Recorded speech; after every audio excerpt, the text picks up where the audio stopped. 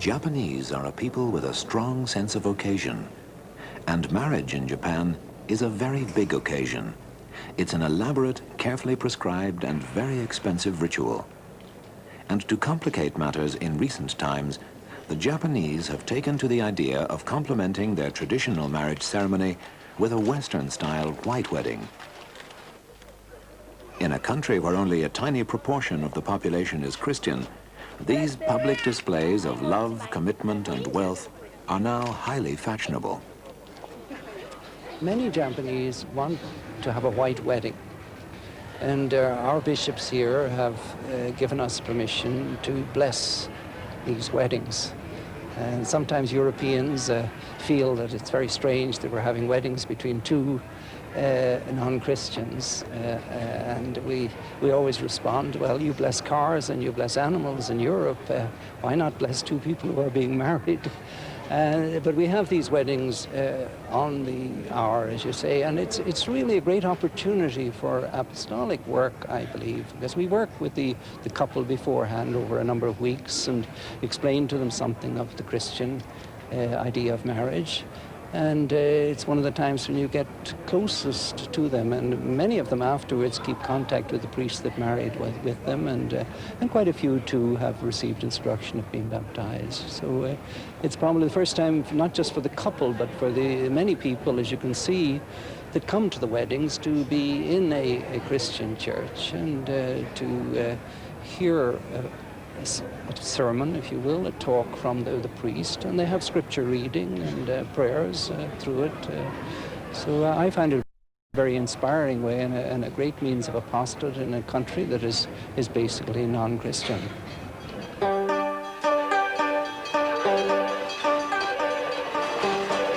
But what about occasions when this meeting of East and West isn't just a symbolic display for public consumption? What happens when the two cultures really do converge in marriage? When one of the partners, for instance, is Irish? We decided to have the actual ceremony in Hawaii for two reasons. One was I couldn't afford Japanese, well, I couldn't afford Japanese style wedding. And two was sort of halfway house for my family and for Sonomi's family, in that they speak Japanese there and they speak English there. So that's what we did. My mother and father came, and her family went, and all together, and a lot of my friends from here went as well, and Sonomi's friends. All together there was about 35 people, and we had a lovely day. I mean, it's gorgeous. It was beautiful, lovely church, sort of a Hawaiian wedding song. And the reception at the sun deck. And it was on the sun deck. Outside on a sort of patio, looking out over Waikiki Beach, the palm trees, blue sky. I mean, it was stuff you'd see in movies. It was really, really good. Robert Leslie came to Japan in 1985 through the Overseas Graduate Program shortly after graduating in engineering. One weekend, taking a rare break from a busy work schedule, he went to an Irish party, but not all the guests were Irish. I sat down, you know, these standard pickup lines, hi, what's your name, what do you do, where do you live? You and know, I remember asking him that, are you going to ask me how old am I, or whether I live with my family or not, or something like that. And then... Par for the course questions, and then she I said, said, forget it. I don't like that kind of questions very much. And we started talking about I can't remember, but I mean... dreams or religions. Something like that. Completely ridiculous. But the mood just changed, and I mean, the stuffiness was gone. And at that moment, I think he thought I was very unique, very different from other Japanese girls. I didn't think normal Japanese girls will smile and Japanese they'll nod girls. at you. And it took me by surprise when this girl turned around to me. You're going to ask me another stupid question, basically, and it just sort of changed the whole mood of things. Chatting up Sonomi was the least of his problems. For more than 2 years, her parents thought he was just a good friend. Wishful thinking, perhaps, but the day of reckoning had to come. I went with all done up, you know. I was told you've got to look presentable. And, big change. Yeah, Cake in hand, you know. A big hint. Cake in hand and everything. And went in, and there was silence. I mean, she knew it was going to happen. Her sister knew it was going to happen. Father was sitting there quietly, puffing on a cigarette, not really too unduly worried about it. And Sonomi and her sister sneaked off into the kitchen to make some tea, and I was left with my father and mother. And silence. I mean, I didn't know what was meant to happen. Was I meant to say something? I didn't know how to start. So I just said, right, No, we'll take the safe route and say nothing. My mother started. And then her mother just went, boom, exploded in Japanese. And at that stage, my Japanese was reasonable, but it wasn't anywhere like it is now. It's still nowhere near perfect, but she just exploded. Yeah. What have you come for? What's the purpose of this? And I was, relax. Let me answer them all one at a time. And then they came out of the kitchen because everything started. And it all evolved over the next 2 hours. What's going to happen to the family business? What's going to happen to my daughter? Are you going to take her away to long-lost foreign lands? That was the and biggest concern she had. never see them again? Because I have only one sister. Well, they have a family business it works, well, they work in a wedding hall doing the makeup for the brides, the kimonos, all that sort of stuff. And Sonomi used to help her mother with the makeup, and her sister is a hairdresser and does the kimonos. Her mother's idea was that the two daughters were going to take over this business and run it along in family fashion, true family fashion. And that I came along and put a big clog in the works, you know. So Changed her blueprint. completely. So nothing happened. I mean, that just fizzled out. And time went on and on and on, and I'd go and try and get to talk to her again, and she'd go out for some reason. Her mother, she's got an appointment. Like every single time, I don't know how many times I went. And it was really frustrating me, and I was passing all the frustration on to Sonomi, and we'd be arguing on the phone regularly. And September came and went. This was all the way through that year, about 8-9 months. And then we decided, right, the only way we're going to get some action here is if my mother and father come to Japan. So we said, right. Yeah, before that, she said yes. And what she was saying that she wanted to give you a big present on your birthday, for your birthday. But that was For 9 months permission. after the first point of attack, so to speak. So anyway, we organized for my mother and father and my sister to come, and they came in February 1989, and we went to Sapporo to see the ice festival. And that was great. I mean, the two families got on like a house on fire. With mother won over, everything was straightforward. If there is such a thing as a straightforward wedding in Japan, after Hawaii, it was time for a traditional wedding. Where the Hawaiian affair was a much more relaxed. Take it and leave it. Yeah. I mean, do what you like. No rules, nothing. People were very relaxed and they had a great time, whereas the Japanese one was much more formal. It's fitted into a time slot, like you're allocated 2, 3, 4 hours, whatever you book. And you've got to pack it all in. Professional MC. Oh, I mean, the whole thing was a very professional. It was a sort of very conveyor belt-ish thing. You go from one set to the next, to the next, to the next. There's Sonomi had to change clothes. We started off in what? White kimono. And then changed the top gown. To the very ornate. Gold, That was about half an hour into the thing. Then you changed into your wedding dress. A white wedding dress that you had for Hawaii. And then at the end, green sort of ballroom Irish style color.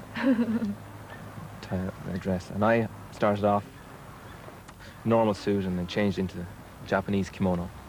Then changed into a black tuxedo and finally into a white tuxedo. And that was in about 3 hours. It was a costly 3 hours. You could buy a house for it now, put it that way. Now the challenge is in bringing up a multicultural family. From a cultural point of view, children from mixed marriage are going to meet with certain amount of, well, if you want to call it animosity, certain amount of problems that children of a non-mixed marriage wouldn't have. We're prepared for that. I mean, there's nothing we can do about it. If it happens, it happens. Raising children, I wish our children get not Japanese education. Right now, the education system is changing, but it's still very slow. A lot of Japanese schools force-feed the kids what's in the book. They're not taught to use their imagination, to express their ideas. Ruin their ingenuity. Yeah, use their brains. And it's all to get into the best universities. To get into the best universities, you've got to know A, B, C, D to Z. And it's cram, cram, cram, cram. There are cram schools that parents send their children to specifically to fill their heads full of textbooks. We both agree that, I mean, to have an imagination is more important than that. Japan is now, from the foreign pressure, by foreign pressure, Japan is trying to change the whole society. We think that we need to change society. So gradually it is changing. It is becoming more internationalized. But I don't think I can do much big things, but our international marriage will help. At least I can influence my friends, my family, people around us. In the meantime, Robert has found a home from home. It was about 6 months ago, and it really came home to me that I'd been accepted to a certain extent. You told me so. Her mother got this phone call from some fella, and he said, I'd be interested in marrying your other daughter. So she said, okay, fine, come to the wedding hall and we'll see if we can arrange a meeting. And he came the following Sunday, and they all went out to have a peep what he looked like. And her mother came back in. She said, Craigie, I couldn't imagine him as my son-in-law like I imagine Robert as my son-in-law. And that sort of, I mean, made me feel like I was in the door now. I mean, part of the family. So it was the best thing.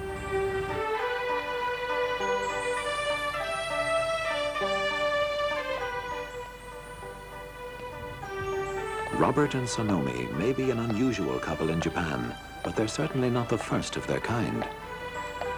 We were told by the consul at the time that ours was the first Irish-Japanese marriage to take place in Japan. There have been others since. It wasn't the first Irish-Japanese marriage, but it was the first one to take place here. On a wet afternoon in Osaka, Anne McCarthy from Drimna in Dublin tells us how she met her husband, Yasuaki Fukumoto, in 1967 in a rather unusual way. We became pen friends, and then Yasuaki, he was in high school then. So after that, he got a scholarship to study in Germany. And while he was in Germany, he traveled around. And at the end of the year, he came to Ireland. So that's how we met. After 8 years of correspondence, there was little reason for delay, despite the apprehensions. When we were engaged in Ireland, I was afraid because many people told me that the foreigners may not be able to adapt to Japan and may not be able to learn Japanese language.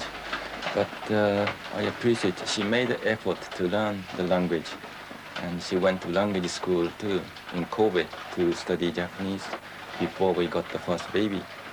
And also she tried to adapt to the Japanese custom in many ways, shopping and to go with the neighbors and friends and our relatives too.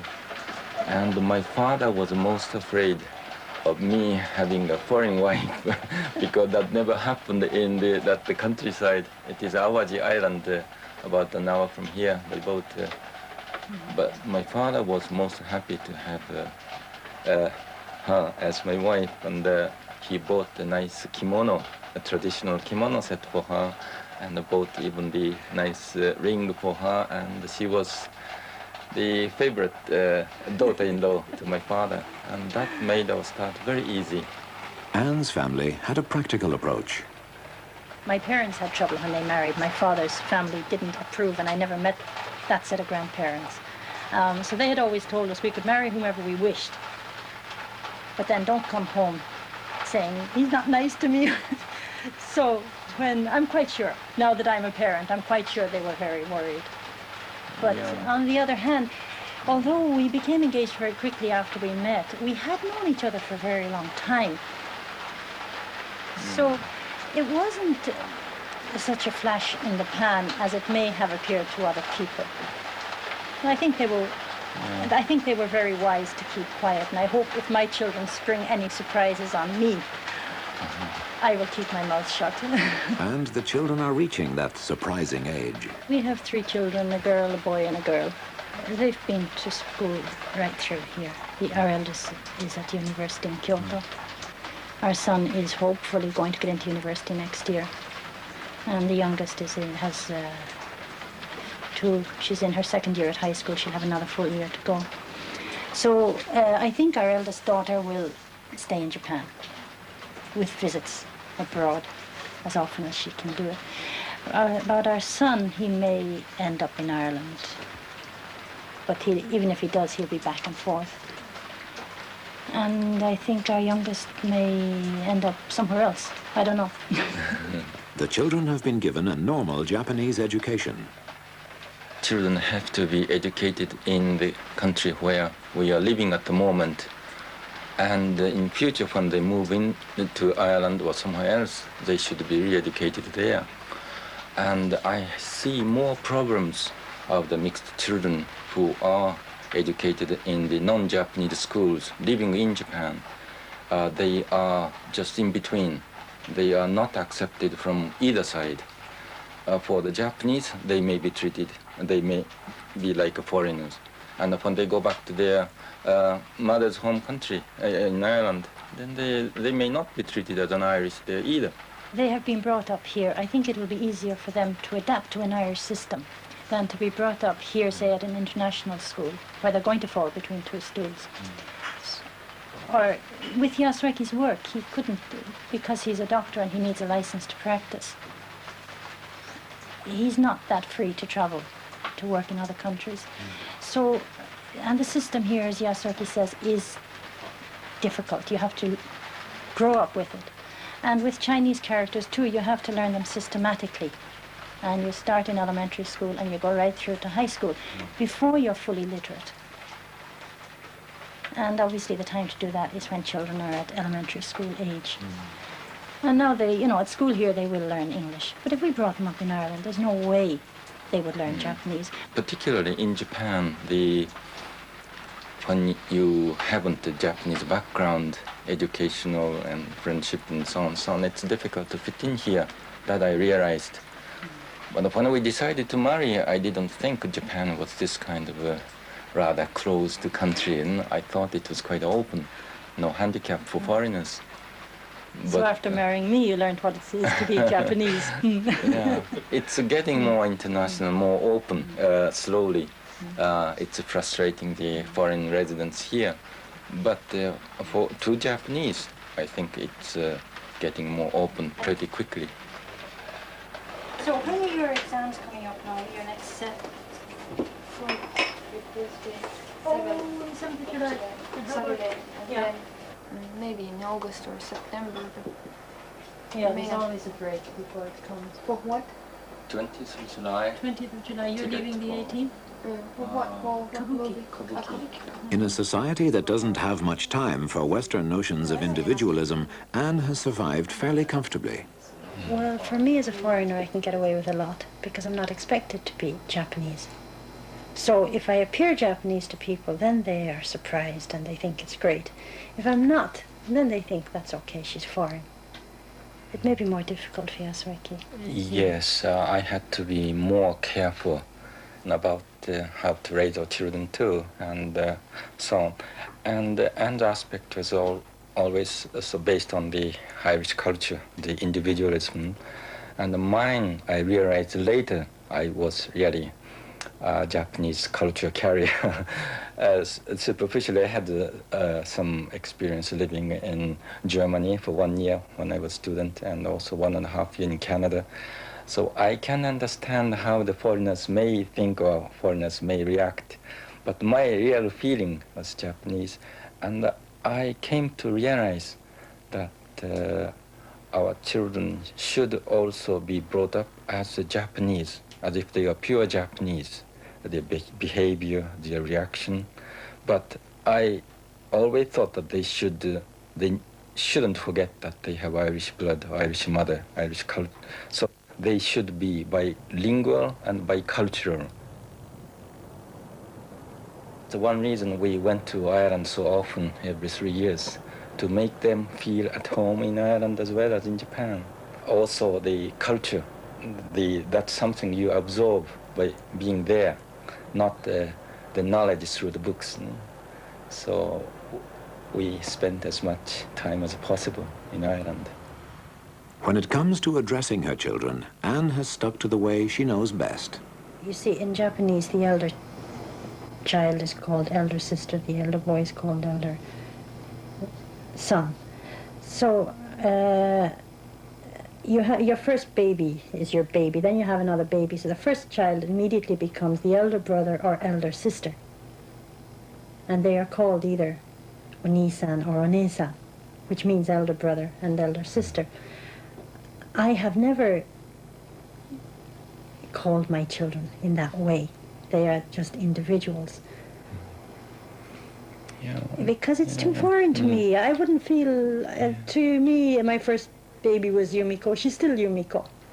She didn't become an elder sister just because I had another baby. She was still herself.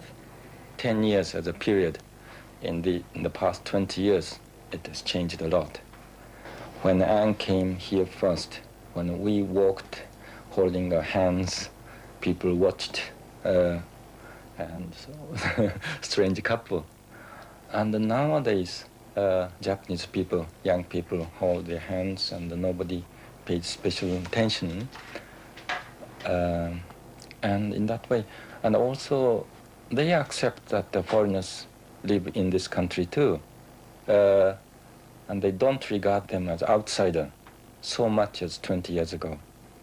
And it's changing, really changing, I think. And in the coming 10 years, it will change even more. We feel that we have been living here in this building for 13 years. We moved in when it was newly built. So we have been living here much longer than some other people. Others, the original people moved out and others moved in. So I'm one of the old ones here. And so for the other people, this is a new situation, but I'm one of the old people. And as I was here from the beginning, people tend to accept me. I've been here longer than them. So if we want to test it, what we would have to do is move to a new place. Anne and Yasuaki have recently celebrated their 22nd anniversary, an occasion to remember their rather unorthodox wedding. It was very much a break with tradition because I didn't wear a kimono and I didn't wear white. And I wore a beige dress and coat that I had bought in Dublin that I felt comfortable in. And of course, being completely ignorant of Japanese customs at the time, I didn't realize how uncomfortable this made other people. They didn't know what to wear, and Yasuaki's elder sister especially was afraid that later, when I would realize how unusual it was, that I would regret it. And she tried very hard to persuade us to have a white wedding. Traditionally, if you get married in a church, you have a white wedding. If you get married in a Shinto ceremony, you wear kimono. I didn't do either. I got married in a Catholic church wearing a dress and coat. But I felt comfortable in it. Never the typical Japanese wife and mother, Anne's down-to-earth attitude to marriage has persisted. We've discussed it now that our children are approaching that age. And what we've decided is we will tell them there is this much money available, and if you want to spend it on a wedding, okay. And there won't be any more forthcoming. This is it. I wasn't expecting her to behave like a Japanese. I socialized myself so much in Germany, had to go with people there and in Ireland too, and I got to know about Irish people, the Western culture more. And also my father said too, Anne is more like traditional Japanese.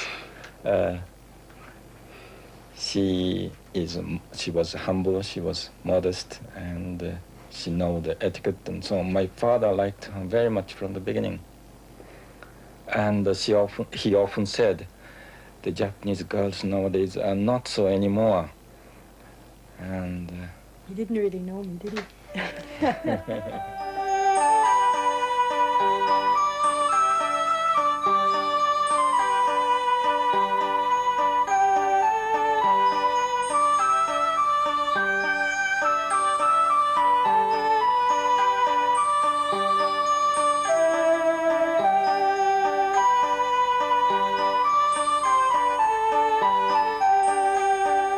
And next Thursday's programme explores encounters in culture as set dancing catches on in Tokyo and some Japanese students get their tongues around the Irish language with an impressive brogue.